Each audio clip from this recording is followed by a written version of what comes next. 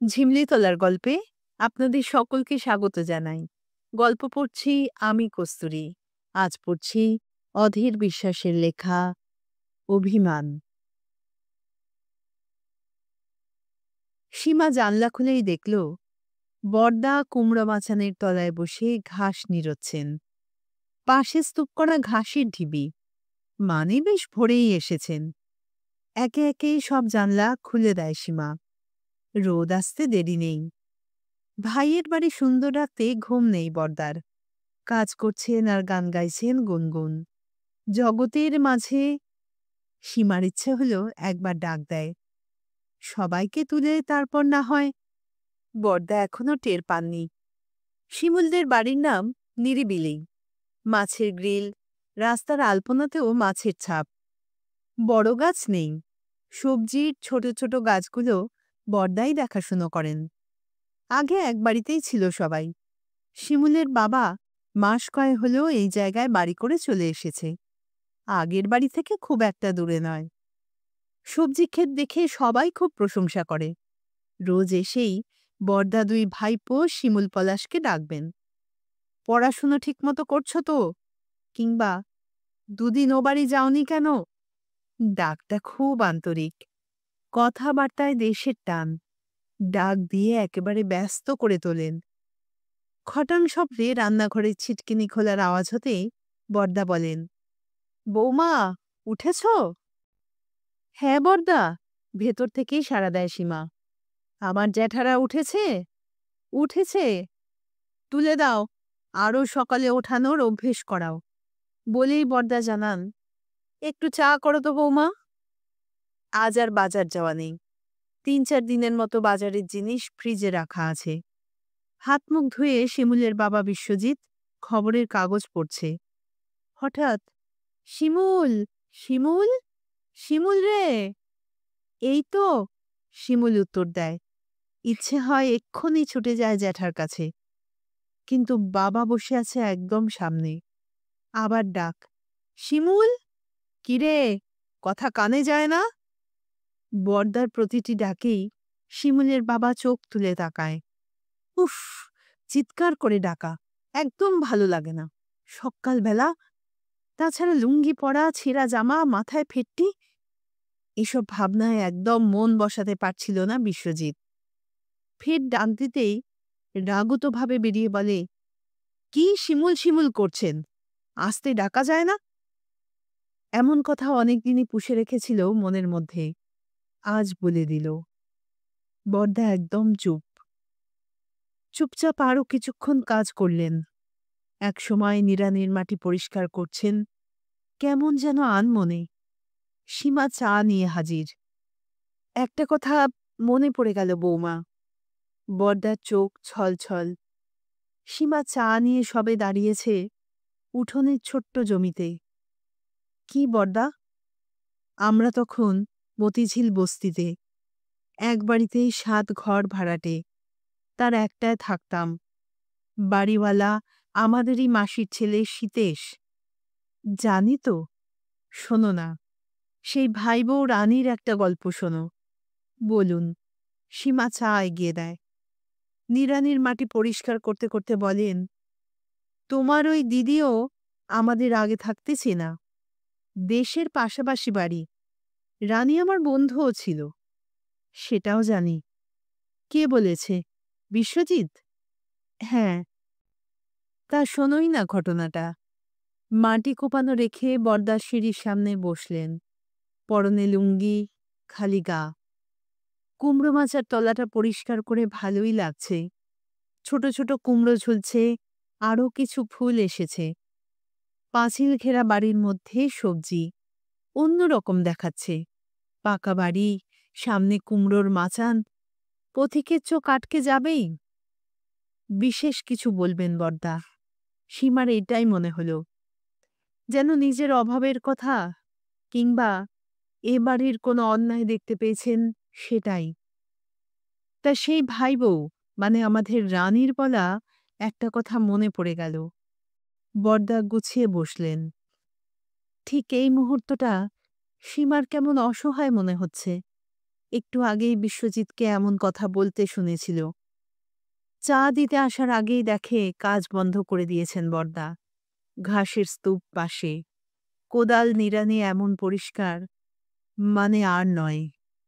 কিন্তু আজ দুপুর পর্যন্ত কাজ করবেন বলেছিলেন। আগের দিন নিজেই বলে গেছেন, কাল অন্য কোনো কাজ নেই, আগাছা পরিষ্কার করব। দুপুরে এক কৌটো চাল নিও। পলাশ কেঁদে উঠতেই সীমা চেঁচিয়ে বলল, শিমুল, ভাই কাঁদল কেন? বাবা কে করছে? হ্যাঁ বরদা, কি বলছিলেন বলুন আপনি। সেদিন মনে আছে, সীতেশদা বাড়ি ছিল না। সন্ধেবেলা বালিগঞ্জের ওদিকে বোসপুকুর বলে একটা জায়গা আছে। সেখান থেকে কয়েকজন এসেছে রানীর মেয়েকে দেখতে। ভাইপো দেবু ওর বাবাকে খুঁজতে বেরিয়েছে। তারপর সেই শান্ত গলা। বাবা বুড়ো মানুষ, একটা দোষ ছিল তার, কোনো কথা আস্তে বলতে পারত না। আর সেই কথাটাই বারবার বলতো, কেননা নিজেও শুনতে পেত না যে। তেমন ভাবেই রানী রানী ডাকছিল। বলে একটু থামল বরদা, গলা স্বর আরো ভার। বরদা, চাটা ঠান্ডা হয়ে গেল যে। কাপ তুলে চুমুক না দিয়ে বলেন, রানী ঝটিতে উঠোনে নেমে বলেছিল, একটু চুপ করবেন, বাড়িতে লোকজন এলে চুপ থাকতে পারেন না। আপ্যায়নের জন্য পাশের ঘরের বৌদিও ছিল, তাঁরও খারাপ লেগেছিল। চায় চুমুক, তৃপ্তির শব্দ। রানী এই কথা বলে আসার পরে কোণে রাখার এক বউ জিজ্ঞাসা করে, ওই লোকটা কে দিদি? রানী সঙ্গে সঙ্গে বলল, ভাড়াটে। সে কি? চমকে ওঠে সীমা। এসব শুনলে মন খারাপ হয়। বলল, বাবাকে দেখিনি তো, তাই আরও। ওই বৌদিই বলেছিলেন। উত্তর শুনেই কেমন সন্দেহের চোখে রানীর দিকে তাকিয়েছিল। হয়তো বুঝতে পেরেছিলেন তার কাছে পরিচয়টা লুকিয়ে রাখা হলো। এসব কথাও ও বাড়িতেই শুনেছিলাম। কে বলেছে? বিশ্বজিৎ? না, ওই যে করুণার বিয়েতে নেমন্তন্ন করার পর মতিঝিলের যখন কেউ এলো না, তখন বড়দিই বলেছিলেন। বলেছিলেন ওরা কলকাতায় থাকে, পয়সা আছে, আমাদের সঙ্গে সম্পর্ক রেখে লাভ কি? তাহলে জানতে তুমি? বসুন, ছেড়ে দিন, বিশ্রাম করুন, রুটি তরকারি নিয়ে আসি। আনতে হবে না, আমি যাই। সে কি, কাল যে বললেন আজ কোনো কাজ নেই? বলেছিলাম। তাহলে বসুন তো। বরদা এসব শুনতে চান না। কোদাল নিড়ানি তুলে পিছন দিকে যাচ্ছেন। শিমুলরা পড়াশুনো করছে, ওর বাবা নিজের ঘরে। রান্নাঘরে ঢুকেই সীমা বুঝতে পারল ঘটনা কি হয়েছে। খানিক আগেই বরদা শিমুল শিমুল ডাকছিলেন। বিশ্বজিৎ কাগজ পড়ছিল। ঘন ঘন ডাকে বিরক্ত হয়েই বেরিয়ে এসে বলেছিল, কি শিমুল শিমুল করছেন, চুপচাপ কাজ করুন তো। ব্যাস, তারপরেই এই কথা। একটা কথা মনে পড়ে গেল বৌমা। বরদা দুঃখ পেয়েছেন। সত্যি বলতে কি, বিশ্বজিতের বলার ভঙ্গি মোটেই ভালো ছিল না। এমনভাবে তেড়ে গিয়ে বলল, যেন একজন কেউ মজুর খাটছে বাড়িতে, সেই ডাক দিয়েছে। সীমাকে আবার ফিসফিস করে বলেও গেল, কি সব গেঁয়ো ঢঙে শিমুলকে ডাকছে, আশেপাশের বাড়ির লোক কি ভাবছে, তাছাড়া রাস্তার পাশে বাড়ি। সীমা কোনো উত্তর করেনি, করলেই কথার পিঠে কথা। সেসব শুনলে বরদা আরও কষ্ট পাবেন। যাই হোক, এমন ব্যবহার সীমার ভালো লাগেনি। কলতলায় হাত পা ধুচ্ছেন বরদা। রুটিগুলো রেখেই তাড়াতাড়ি ঘরে ঢুকে সীমা বলল, শুনছ, বরদা চলে যাচ্ছেন। খুব বাজে ব্যাপার হলো কিন্তু, শিগগির এসো। বিশ্বজিতের মনটা কেমন যেন নড়ে উঠল। সে এবার বুঝতে পারে কেন দাদার চলে যাওয়া। হঠাৎ করেই বাবার মুখ, সেই চেহারা, তালি দেওয়া ফতুয়া জামা, বাড়ি বাড়ি কাজ করা বাবা যেন কোনো বাড়ি থেকে খারাপ ব্যবহার পেয়ে বেরিয়ে যাচ্ছেন। বরদার মুখের সঙ্গে বাবার হুবহু মিল। চেয়ার ছেড়ে বেরিয়ে এলো বিশ্বজিৎ, যেন কিছুই জানে না। বলল, কোথায় যাচ্ছেন? বাড়ি। খাওয়া হয়ে গেছে? খিদে পায়নি, শান্ত উত্তর বর্দার। তাছাড়া বলেও আসিনি, তোর বৌদি খাবার রেখে দিয়েছে, আমি যাই। সীমা পথ আগলে দাঁড়াল। ও কি দুঃখ দেওয়ার জন্য বলেছে? আপনার ভাইকে চেনেন না? কে বলল দুঃখ পেয়েছি? দুঃখের দামই বা কি? আমি এসব ভেবে বলেছি? বিশ্বজিৎ বলল। দুজনের কথাই শুনছেন বর্দা। মাঝে মাঝে বলছেন, ছাড়ো, বেলা হয়ে যাচ্ছে। ছেঁড়া জামায় কাঁধের পাশটা দেখা যায়, পকেটে খুচরো পয়সাগুলোও ঝুলছে। বাবা কেন যে বারবার এসে যাচ্ছে। বিশ্বজিৎ বলে, শিমুল একেই পড়ে না, পরশু থেকে হাফ ইয়ারলি। ও তো ফাঁক খুঁজছে। ডাক দিয়ে ওকে সঙ্গে নিলেই এ বেলার মতো হয়ে গেল। সীমাও বলল, জানেন, গত রবিবার ওর এক স্যার গেটে দাঁড়িয়ে বলে গেল, বিশ্বজিৎ বাবু ছেলের দিকে নজর দিন। তাহলে বলুন। এই সীমা, শিগগির খেতে দাও। বর্দা বোধহয় একটু নরম। ভাবলেন, ধারণাটা বোধহয় ভুল তার। এটা ঠিক, শিমুল আগের মতো পড়াশুনো করে না। হাত মুছে আবার বসলেন। হঠাৎই রেগে গেলেন যেন। বললেন, আগে কেবল লাইন কাট দেখি। সারাক্ষণ ঝিঙ্কারাক্কাস হিন্দি সিনেমা। টিভিতে কিছু হয় না আসলে। বর্দা ফের খপ করে ধরলেন, আমার উপর একদম কথা বলবি নে।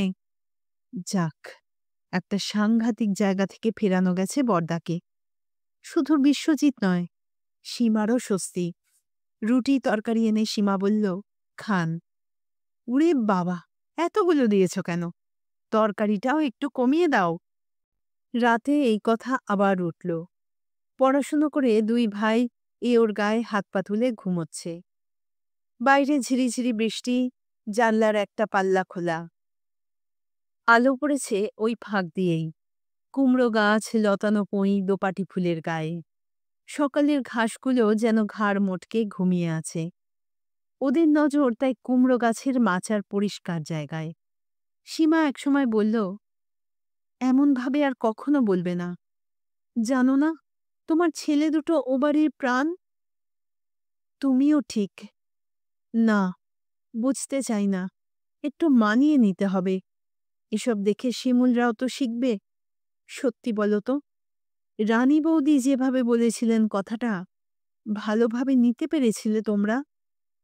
থাক ওসব কথা। বলে উঁকি দিয়ে দেখল ল্যাম্পপোস্টে একটা বাল্ব ঝুলছে। সামনের কোনো বাড়িতেই আলো নেই। আলো আঁধারি রাতটাও বুঝি ঘুমোচ্ছে। গলা ভার হয়ে আসে। বিশ্বজিতের দুই চোখ চিনচিন করে। সীমা বুঝতে পারে, বাবার ছায়া এখনো ঘিরে আছে বিশ্বজিতের মনে। বলল, চলো, শুতে যাই। পাশের ঘরে যেতে যেতে সীমা আবার বলে, ভালোবাসা কোনো মান সম্মান মানে বলো? বর্দারও তেমন। তাঁদের ভাইপো, ডাক দিয়েছেন আদর করে। আর তুমি কি না? যা খুশি বলুক সীমা, শত আঘাত করলেও এখন বিশ্বজিৎ প্রতি উত্তর করবে না।